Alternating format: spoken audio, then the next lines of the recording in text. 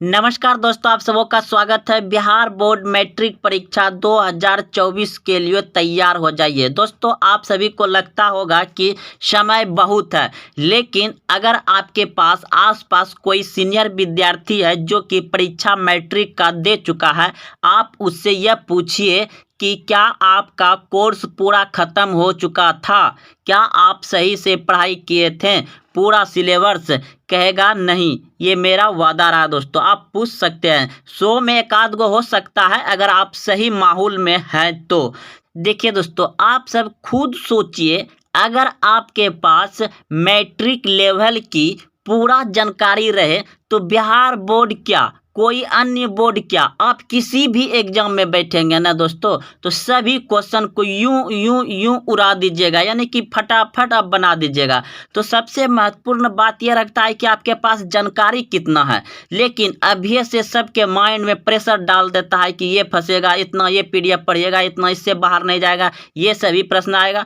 अरे भाई, जब हम अच्छे से तैयारी कर ही लेंगे तो प्रश्न ये बिहार बोर्ड, देखिए दोस्तों, हम जो बताएंगे ना आपको, बिहार बोर्ड क्या, आप अन्य कोई प्रतियोगिता में बैठेंगे ना तो वहां भी आपको इस तरह का प्रश्न पूछा जाएगा। इसलिए अभी से ही जो भी पढ़ाई कर रहे हैं उसे अच्छे से पढ़ाई करिए और एक नोट्स बनाते चलिए अलग अलग विषय का। तो दोस्तों, जैसा कि आप सभी जान रहे हैं कि हम डेली शाम 6 बजे आप सभी के सामने, यानी अभी तो शुरुआती है दोस्तों, तो हम आप सभी को वीडियो अपलोड कर देते हैं रोज शाम 6 बजे सामाजिक विज्ञान का। और दोस्तों, हम टाइम निकाल रहे हैं, रूटीन बना करके हम सभी विषय का अलग अलग समय पर लाइव आएंगे या वीडियो अपलोड करेंगे। तो दोस्तों, इसी तरह से अगर आपको कोई दिक्कत हो, कोई कठिनाई हो, तो दोस्तों आप हमें जो है कि कमेंट कर सकते हैं। तो दोस्तों, अब हम शुरू करते हैं प्रश्न की ओर। देखिए दोस्तों, यहाँ पर प्रश्न को जो हम बताएंगे ना, तो 2 नंबर से ही प्रश्न बताएंगे, आपको ऑब्जेक्टिव अपने आप याद होगा, यानी कि ऑब्जेक्टिव हम सामने रखेंगे और बताएंगे आपको 2 नंबर प्रश्न। तो दोस्तों, चलते हैं प्रश्न की ओर। तो पहला प्रश्न आप स्क्रीन पर देख रहे हैं कि झारखंड राज्य का स्थापना दिवस है। झारखंड राज्य का स्थापना दिवस है। तो दोस्तों देखिए, किस तरह का प्रश्न पूछा जाता है। स्थापना दिवस पूछ दिया गया, तो स्थापना दिवस क्या होता है? दिवस होता है जिसका जिस दिन जन्म हो उसी दिन ना मनाते हैं, तारीख पकड़ते हैं। दोस्तों, अगर आपको उसका पूरा जानकारी रहेगा ना तो आप कोई भी प्रश्न को अच्छे से हल कर सकते हैं। तो झारखंड राज्य का स्थापना दिवस मनाया जाता है। आपके सामने ऑप्शन दिया गया है 4, अगर आप लोग पहले से पता है तो कमेंट करेंगे। ऑप्शन ए दिया है 15 दिसंबर, ऑप्शन बी दिया गया है 15 नवंबर, ऑप्शन सी दिया गया है 15 जनवरी, ऑप्शन डी दिया गया है 15 अक्टूबर। तो इस प्रश्न का उत्तर हो जाएगा आपका ऑप्शन नंबर बी, बिल्कुल सही है। अब दोस्तों, इसका पूरा व्याख्या समझते हैं। देखिएगा, व्याख्या देखिएगा दोस्तों, आपका मियाज खुश हो जाएगा। तो देखिए, 15 नवंबर 2000 को बिहार का विभाजन करके नया 28वां राज्य के रूप में झारखंड का गठन हुआ। तो दोस्तों, इसे बिहार से ही अलग किया। किसको? झारखंड को। कब किया? 15 नवंबर 2000 को। तो झारखंड राज्य कब बना?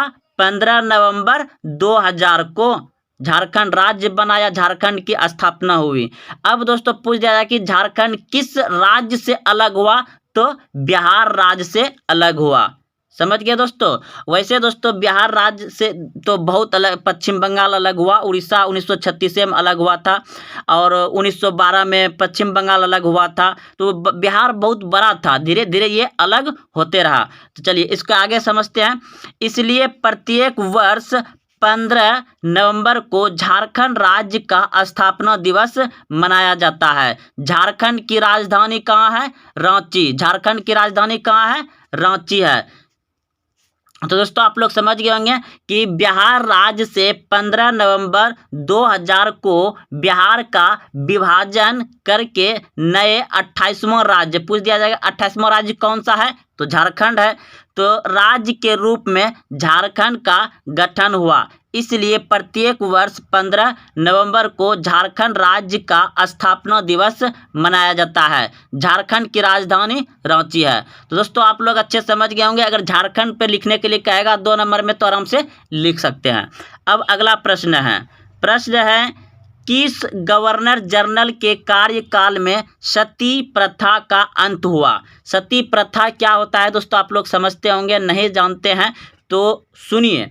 सती प्रथा वह होता है जिसका कि अभी नई या पुराना शादीशुदा यानी कि एक कपल यानी कि पति पत्नी, तो पति पत्नी में से अगर पति का मान लीजिए एक किसी का नई नवेली शादी हुआ और 1-1.5 महीना या 1 साल के बाद किसी कारण उसका पति का डेथ हो गया, तो उसका जो पत्नी है ना उसके साथ जिंदा जला दिया करता था उसके ऊपर बैठा करके, नहीं कि जो उस पे साध करके जलाता है ना, इस पे बैठा करके जिंदा जलाया करता था। तो ये था सती प्रथा। तो सती प्रथा को कब अंत किया, यानी कि कब अंत किया ये तो जानबे करेंगे, लेकिन किसने किया?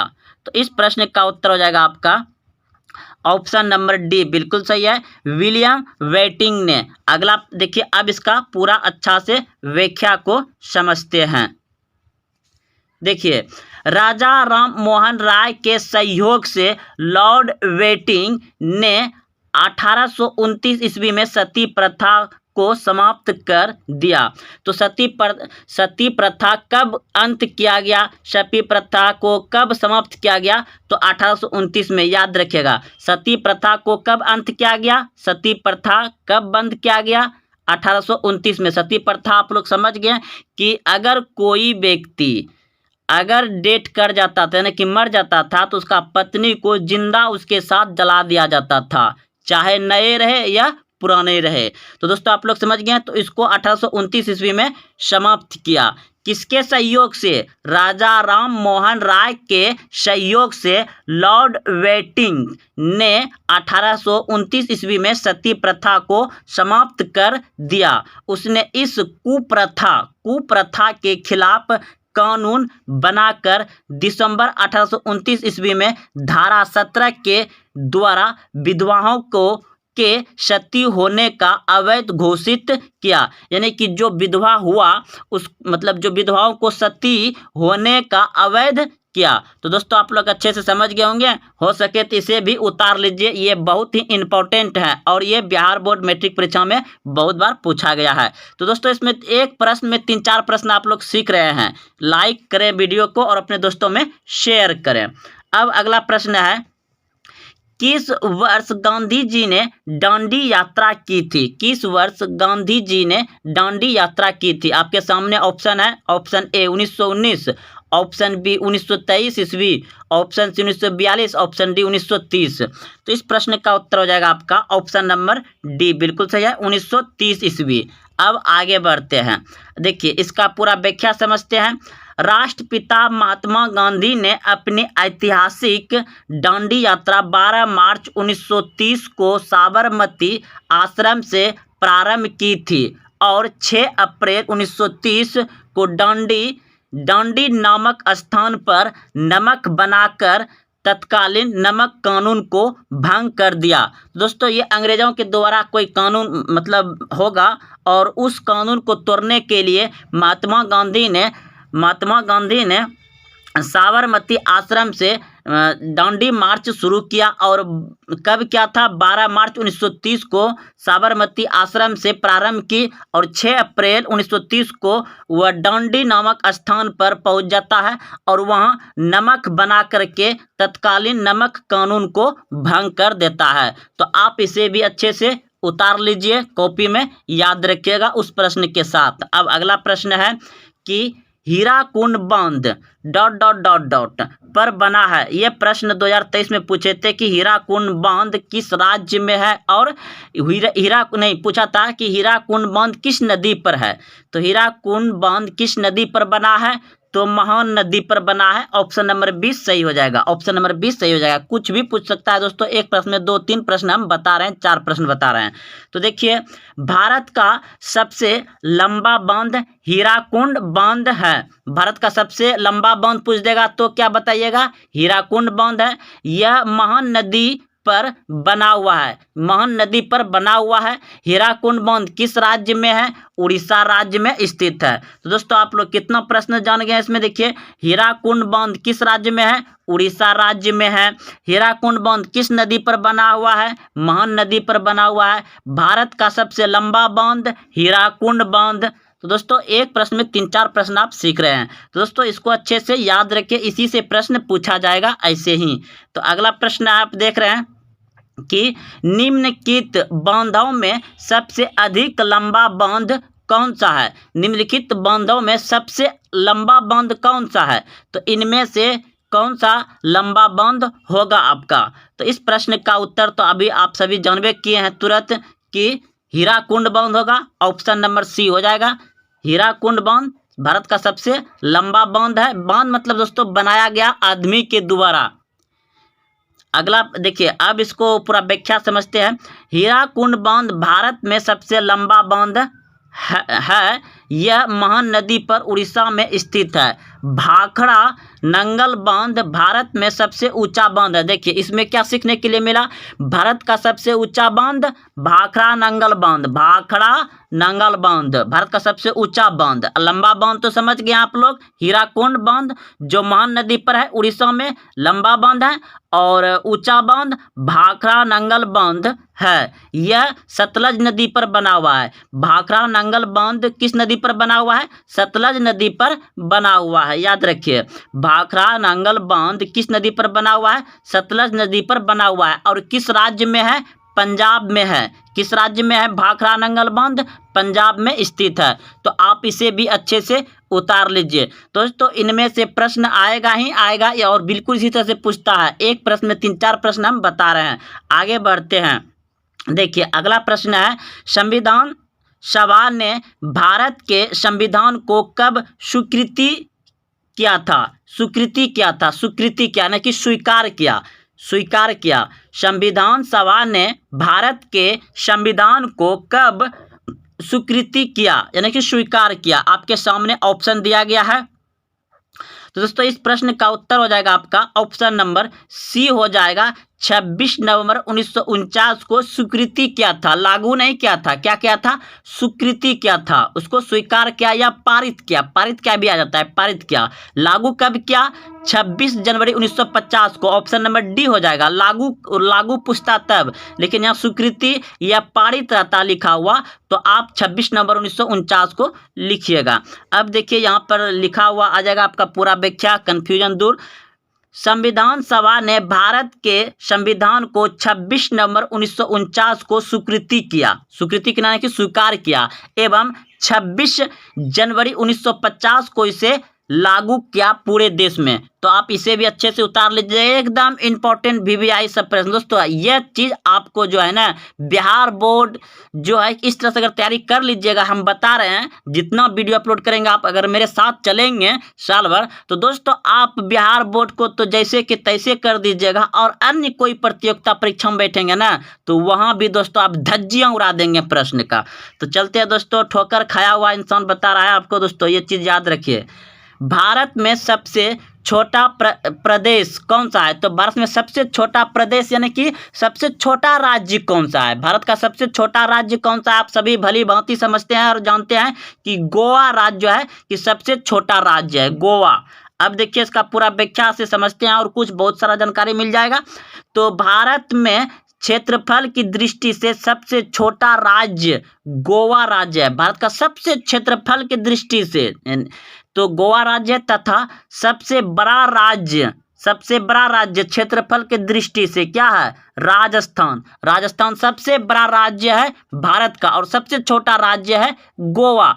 और एक बात दोस्तों, थार मरुस्थल किस राज्य में है? थार मरुस्थल राजस्थान में। थार मरुस्थल कहाँ है? राजस्थान में ही याद रखिएगा। तो सबसे बड़ा राज्य हो गया राजस्थान और सबसे छोटा हो गया गोवा। अब देखिए जनसंख्या की दृष्टि से सबसे छोटा राज्य, जनसंख्या की दृष्टि से सबसे छोटा राज्य यानी कि सबसे कम राज्य, सबसे कम जनसंख्या कहाँ है? सिक्किम में। और सबसे बड़ा राज्य जनसंख्या में उत्तर प्रदेश। सबसे बड़ा राज्य जनसंख्या में उत्तर प्रदेश। देखिए दोस्तों यहाँ पर 4 प्रश्न अच्छे से समझ गए, एक बार फिर से समझते हैं।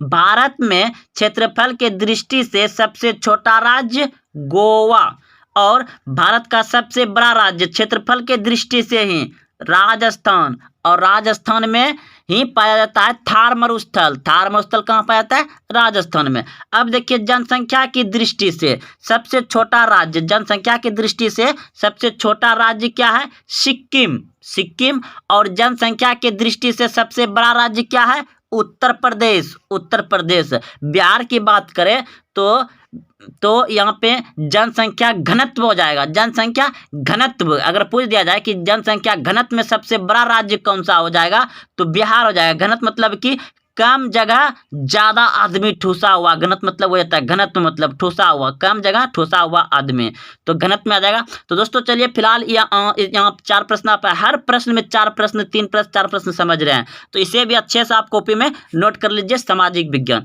अब देखिए अगला प्रश्न है ब्राह्म समाज की स्थापना किसने की थी? ब्राह्म समाज की स्थापना किसने की थी? आपके सामने ऑप्शन है Swami Vivekananda, option B Swami Ramakrishna Paramahamsa, option C Dayanand Saraswati, option D Raja Ram Mohan राय।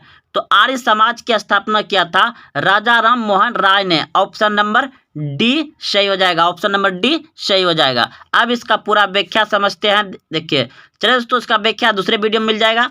अगला प्रश्न है वास्को डी, चलिए एक बार फिर से हम यहाँ पे आ जाते हैं।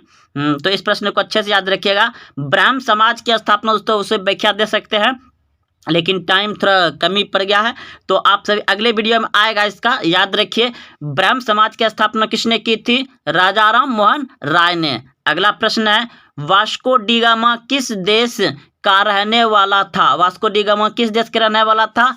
पुर्तगाल का। ऑप्शन नंबर डी सही हो जाएगा, याद रखिएगा पुर्तगाल। अगला प्रश्न है ब्रिटिश ईस्ट इंडिया कंपनी की स्थापना कब हुई थी? ब्रिटिश ईस्ट इंडिया की कंपनी की स्थापना हुआ था 1600 ईस्वी में। 1600 ईस्वी में ब्रिटिश ईस्ट इंडिया कंपनी की स्थापना हुआ था। अंग्रेज जो आया था व्यापार करने के लिए भारत, इस पे भी दोस्तों बहुत चर्चा होगा। अभी तो शुरुआत है दोस्तों, आगे तो देखिए क्या होता है। तो दोस्तों अगर आप यहाँ तक आए हैं तो अपने दोस्तों में शेयर करें, और हाँ आप हमसे जुड़ना चाहते हैं तो नंबर है मेरा, आप जुड़ सकते हैं, बात भी कर सकते हैं। 70 90 89 इस नंबर पे दोस्तों आप बात कर सकते हैं और जुड़ सकते हैं। और अभी तक वीडियो को लाइक नहीं किए तो लाइक करें दोस्तों, ताकि हम और जुनून में आकर के बहुत अच्छे प्रश्न आए और पूरा व्याख्या के साथ प्रश्न को लाएं। तो मिलते हैं फिर दोस्तों कल। जय हिंद, जय भारत।